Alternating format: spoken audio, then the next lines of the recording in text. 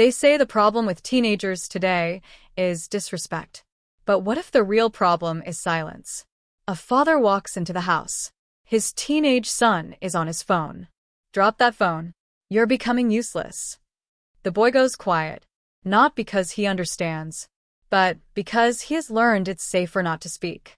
This is how communication dies. Not with shouting, but with dismissal. When parents stop listening, teenagers stop explaining. When teenagers stop explaining, they start hiding. And when hiding becomes normal at home, deception becomes normal in society. We complain about corruption. We complain about intolerance. We complain about a generation that cannot handle correction. But where did they learn it? At home.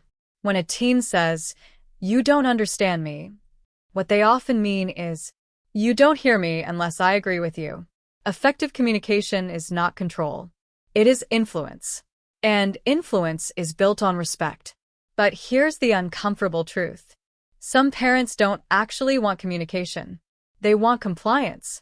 Compliance creates obedient children. But it also creates adults who either submit blindly or rebel aggressively. Look at society. People cannot tolerate opposing opinions. People cancel, insult, attack, instead of listening. Why? Because many of them were never allowed to safely disagree at home.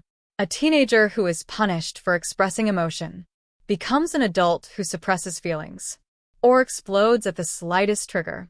A child who is told, "Because I said so," grows into a citizen who either fears authority or abuses it. Communication at home shapes tolerance in society.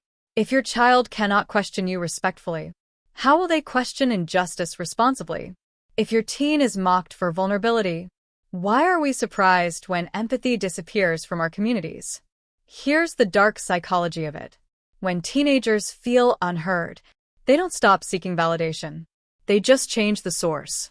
Friends, strangers online, influencers, movements, anyone who says, "I understand you," and whoever makes a teen feel understood controls their loyalty. So, ask yourself, are you building connection? Or are you pushing your child towards someone else who will? Effective communication means listening without preparing a counterattack, correcting without humiliating, guiding without controlling, allowing disagreement without declaring war. It means saying, "Help me understand your perspective," even when you think they are wrong. Because when teens feel heard, they become secure. And secure people don't need to dominate others to feel powerful. But insecure people do. And insecure children grow into insecure leaders, partners, voters, citizens. The decay of society doesn't start in government buildings. It starts in living rooms. So, here's the uncomfortable question. If your teenager is afraid to speak honestly around you, what kind of society are you helping to create?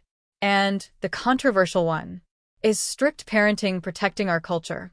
Or slowly teaching the next generation that power matters more than understanding?